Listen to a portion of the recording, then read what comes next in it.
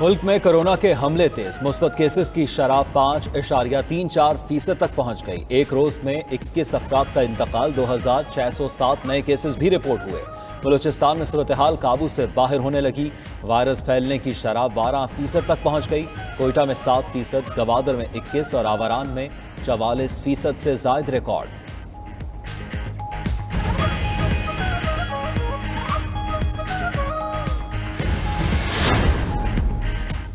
मवेशी मंडियों, hotels, restaurants, मुसाफिर बसों में दाखिला कोरोना वैक्सीनेशन से मशरूत। सिंध में ईद तातीलात के लिए नए कोरोना एसओपीज जारी। बसों और ट्रेन में सफर के लिए कोरोना वैक्सीन लगवाने का सर्टिफिकेट दिखाना होगा। उधर कराची के मजीद इलाकों में माइक्रो स्मार्ट लॉकडाउन नाफिज। कोरंगी गुलजार कॉलोनी, शाह फैसल कॉलोनी और रिफायामा सोसाइटी के इलाके शामिल।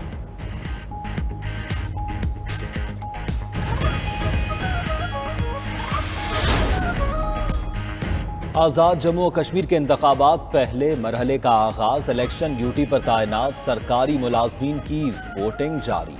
27,000 से जायद सरकारी मुलाजमीन आज अपना हक राहदही इस्तेमाल कर रहे हैं। इलेक्शन कमीशन की जानिब से रिटर्निंग अफसरों के दफातर को पोलिंग स्टेशन करार दिया गया।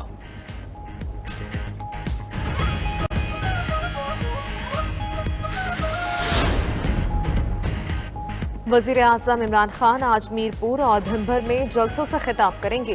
मुआविन खुसूसी शहबाज गिल कहते हैं, ऑपोजिशन के पास रोने और गाली गलोच के सिवा कुछ नहीं बचा। मुल्क के चारों कोनों से नामुराद ऑपोजिशन अब कश्मीर से एनआरओ की तलाश में है, लेकिन खान ऐसा नहीं होने देगा।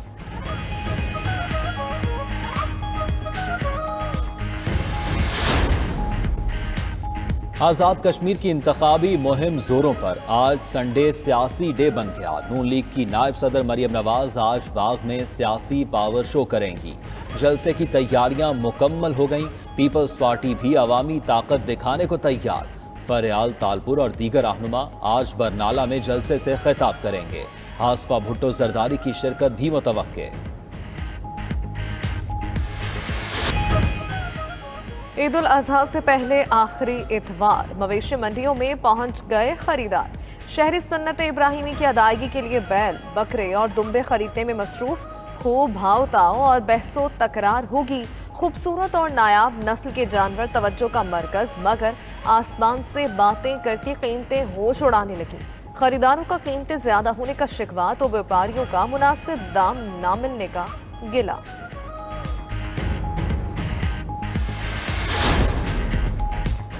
ईद कुर्बान से कबल महंगाई का जिन बेकाबू। सब्जियों और मसाला जात की कीमतें आसमान पर पहुंच गई। प्याज, टमाटर, अदरक, लहसुन, हरी मिर्च और हरा धनिया की कीमतें बढ़ गईं। दुकानदारों की मनमानियां जारी। प्राइस कंट्रोल कमेटियां नाकाम। शहरियों का हुकूमत से कीमतें कंट्रोल करने का मुतालिबा।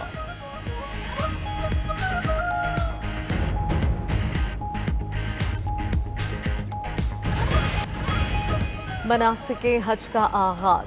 लब्बैक अल्लाहुम्मा लब्बैक की सदाएं। 60,000 आसमीन मक्का मुकरमा से मिना पहुंचने लगे।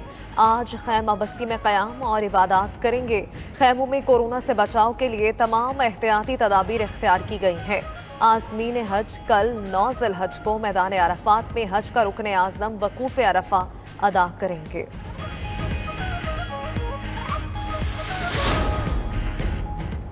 दासू बस आने के तनाज़ुर में वज़ीर ख़ारजा शाह महमूद आज चीन जाएंगे। चीनी हुक्काम को वाक़े की तहकीकात और चीनी शहरियों के लिए सिक्योरिटी इक़दामात से मुतल्लिक़ आगाह करेंगे।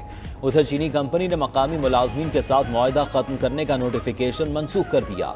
ईद के फौरी बाद दासू पनबिजली मनसूबे पर काम शुरू हो जाएगा।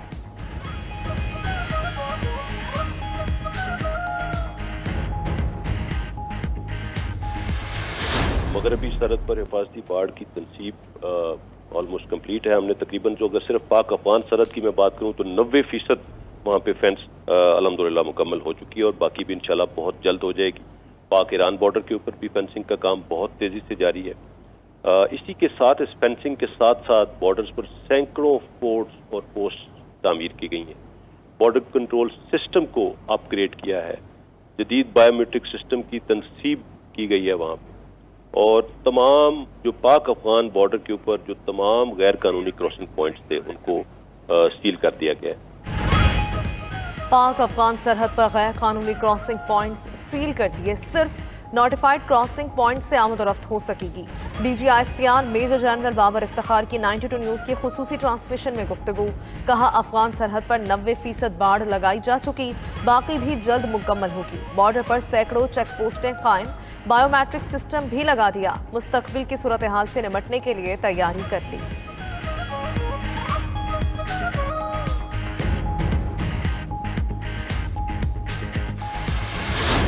तमाम शवाहिद के साथ हमने बताया किस तरह से हिंदुस्तान ने वहाँ पे अपनी मुख्तलिफ इंटेलिजेंस एजेंसीज को यूज़ करके इवन जो पाकिस्तान दुश्मन जो वहाँ पे ऑर्गेनाइजेशन बैठी हुई हैं, TTP बैठी हुई है, उसके मुख्तलिफ धड़े हैं, उनको भी उन्होंने दोबारा रीऑर्गेनाइज किया और तमाम धड़ों को इकट्ठा किया कि पाकिस्तान को इससे नुकसान पहुँचाया जाए। 62 कैंप्स उनके वहाँ पे मौजूद थे।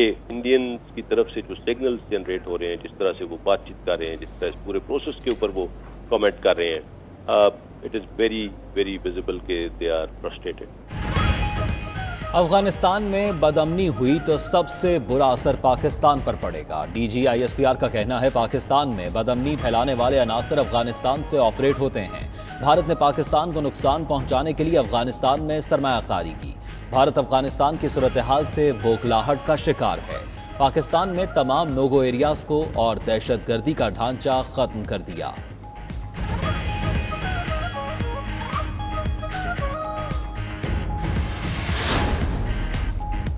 पाकिस्तान अफगानिस्तान के साथ पुरअमन और मजबूत ताल्लुकात का ख्वाहा है। गवर्नर पंजाब चौधरी मोहम्मद सरवर का ट्वीट, कहते हैं पाकिस्तान अमन के साथ है। खित्ते में अमन के लिए पाकिस्तान ने सबसे ज्यादा कुर्बानियां दी हैं।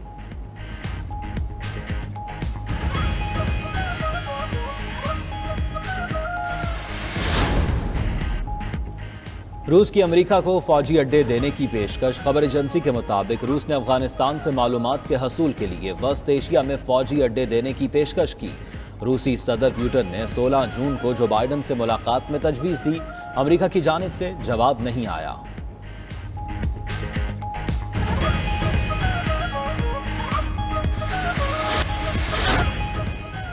शाहीनों, आज जीतकर वनडे में शिकस्त का बदला चुका दो। पाक इंग्लैंड दूसरा T20 मैच आज शाम 6:30 बजे लीड्स में खेला जाएगा। ग्रीन शर्ट्स ने सीरीज जीतने पर नजरें जमा ली। इंग्लिश टीम भी सीरीज में वापसी के लिए पुरअज़्म। पाकिस्तान ने पहले मैच में 31 रन से कामयाबी समेटी थी।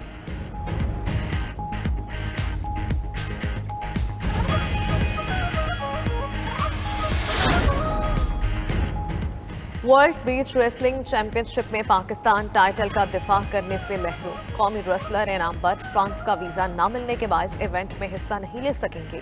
वीडियो पैगाम में इनाम बट का कहना है, मुकाबले के लिए भरपूर तैयारी की थी मगर वीजा न मिल सका। इटली में शेड्यूल वर्ल्ड सीरीज के फेज 2 में हिस्सा लेकर टाइटल जीतने की कोशिश करूंगा।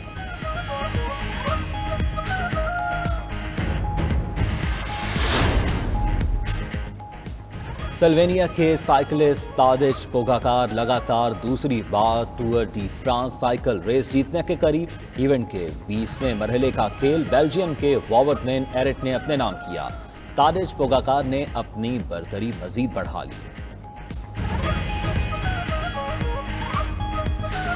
सवात की हसीन वादी मालम जब्बा में एयर मॉडल्स शो का इनाकाद। खैबर पख्तूनख्वा की तारीख में पहली बार होने वाले एयर मॉडल्स शो में 12 खिलाड़ियों ने हिस्सा लिया। रंग बिरंगे मॉडल्स के तैयारों और हेलीकॉप्टर्स ने मालम जब्बा के फजाई हुस्न को मजीद निखार दिया।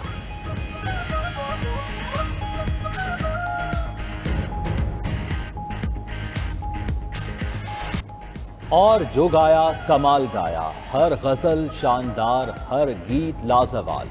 गजल गायकी को अमर करने वाले शहंशाह गजल मेहदी हसन आज हयात होते तो जिंदगी की 94 बहारें देख चुके होते। मेहदी हसन ने अनथक मेहनत और लगन से फने गजल गायकी में आला मकाम बनाया।